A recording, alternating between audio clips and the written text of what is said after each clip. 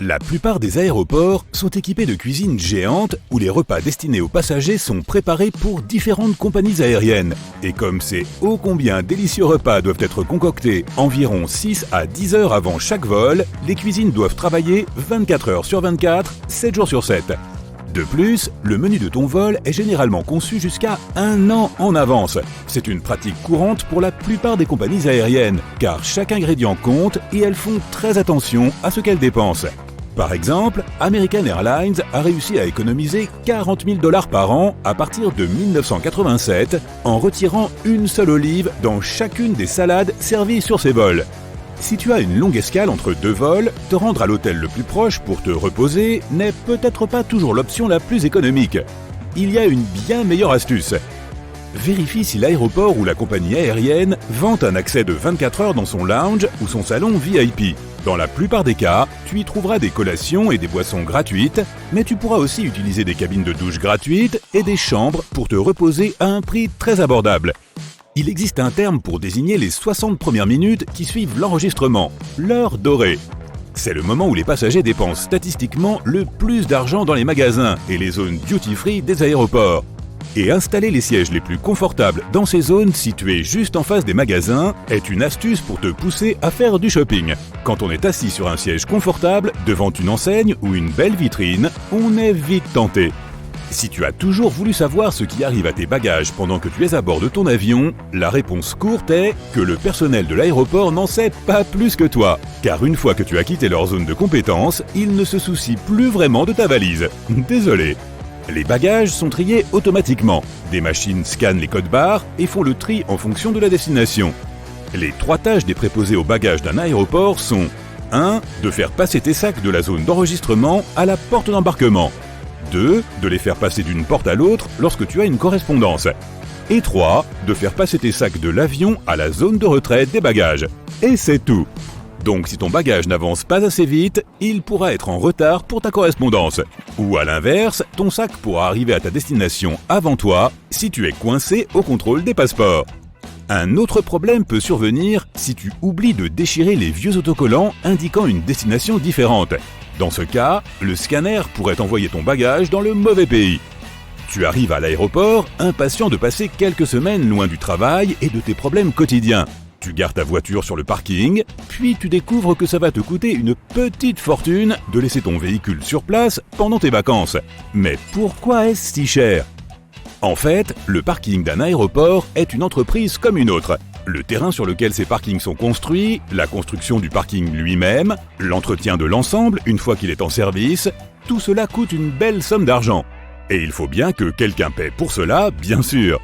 De plus, il n'y a rien de plus pratique que de pouvoir se garer juste à côté d'un aéroport. Et ce privilège ajoute encore au coût final.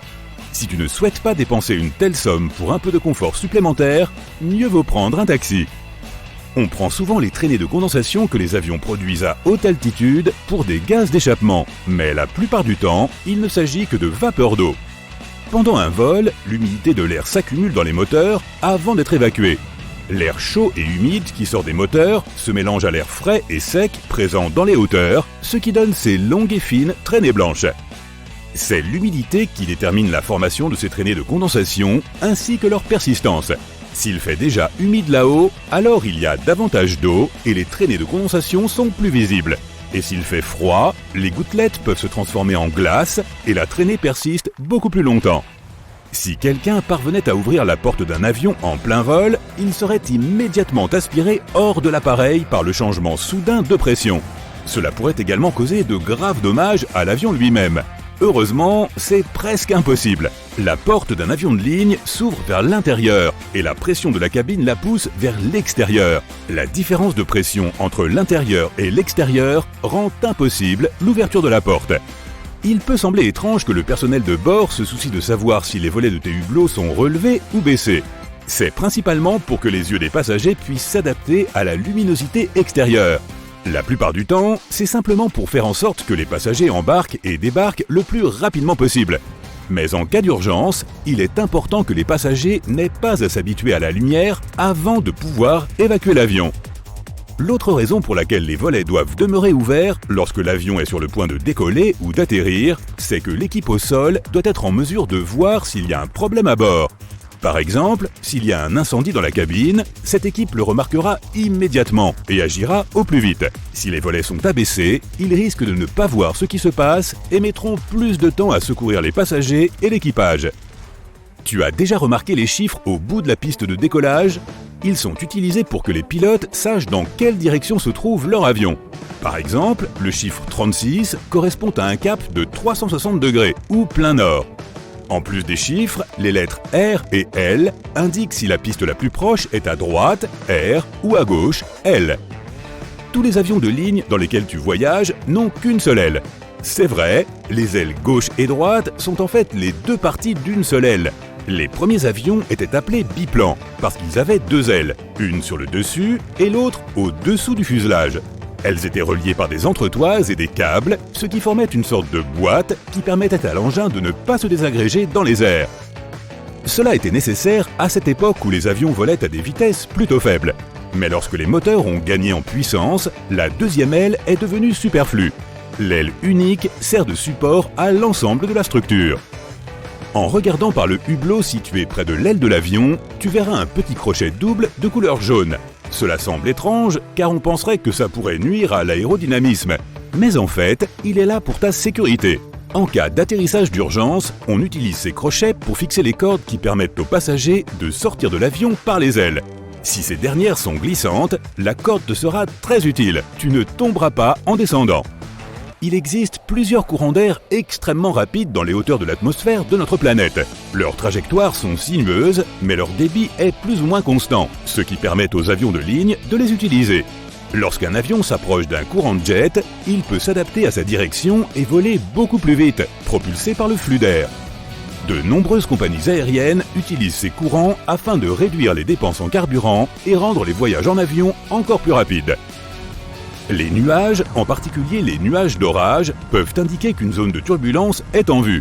Mais il arrive parfois que des turbulences se produisent dans un ciel clair. Alors l'avion descendra de quelques mètres et se mettra à trembler sans aucun avertissement. Cela se produit lorsque deux masses d'air viennent se heurter à très grande vitesse. Et c'est absolument invisible, donc les pilotes ne peuvent pas savoir quand cela va avoir lieu.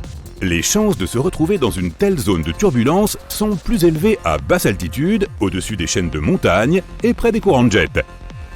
Normalement, quand un avion a été frappé par la foudre, il est envoyé en inspection immédiatement après l'atterrissage, mais il terminera son vol sans aucun problème de sécurité. Le fuselage conduit assez bien l'électricité, et comme avec un paratonnerre, la foudre frappera le plus souvent l'une des extrémités de l'avion, soit l'une des ailes, soit le nez de l'appareil.